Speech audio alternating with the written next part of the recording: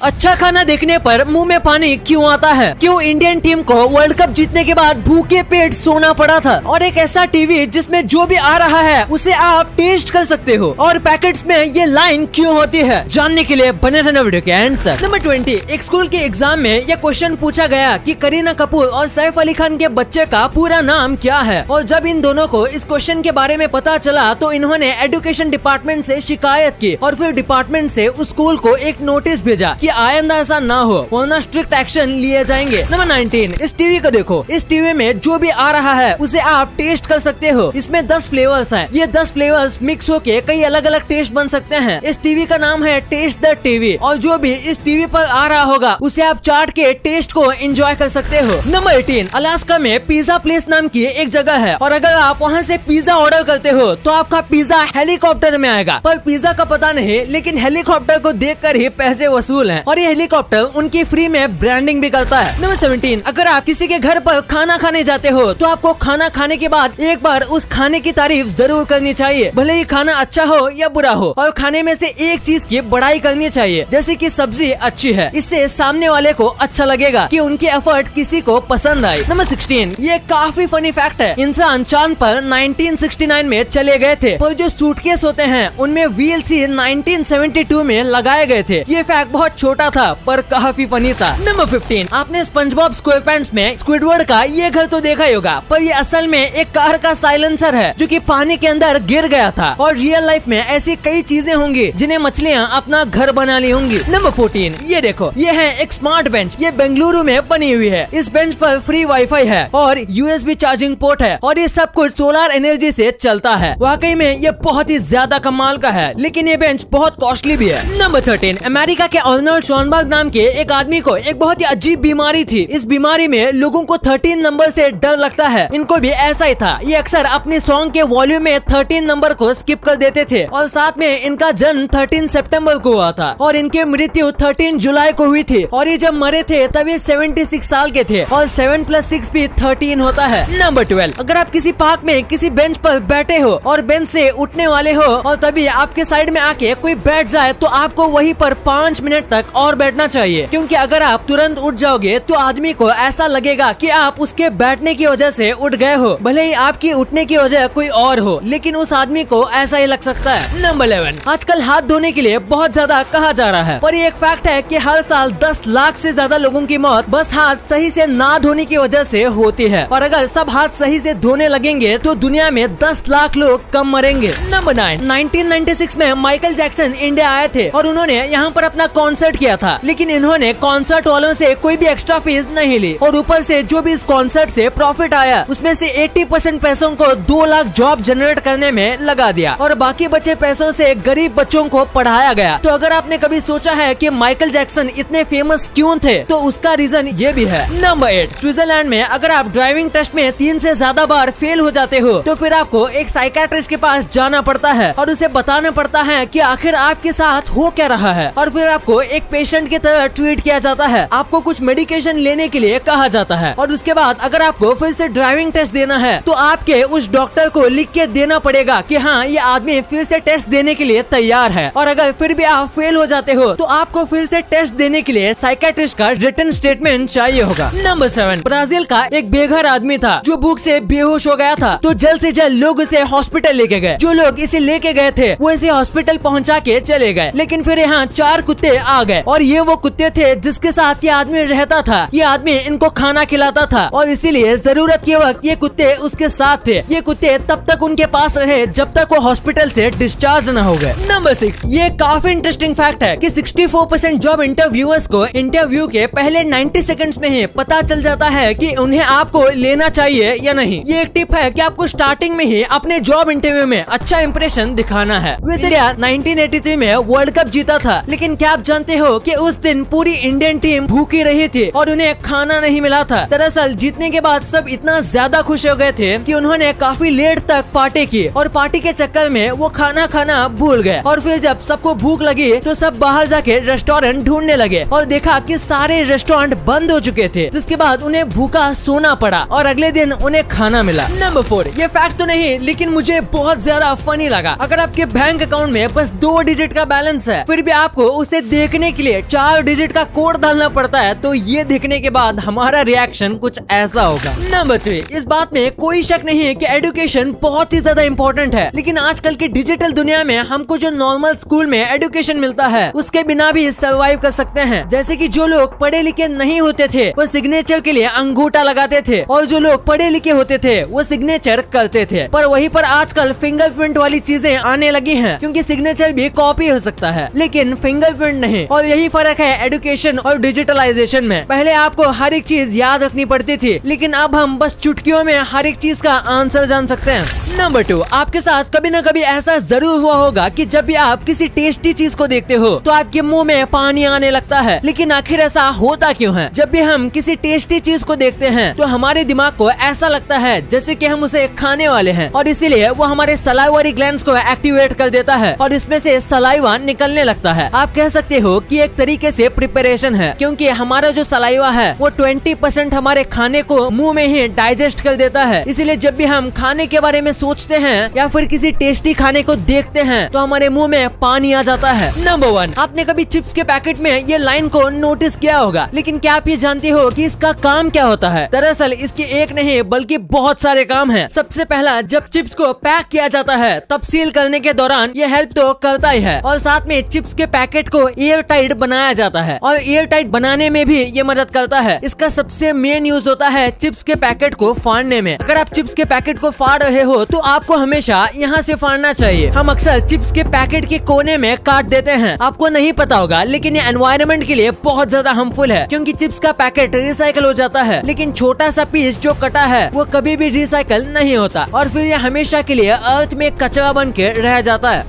Video अच्छी लगी तो इस वीडियो को लाइक करना और अपने दोस्तों के साथ शेयर करना, ताकि उनको भी पता चले कि आप कितने अमेजिंग वीडियोस देखते हो। और ऐसे ही वीडियोस आगे भी देखने के लिए हमारे चैनल को सब्सक्राइब करना।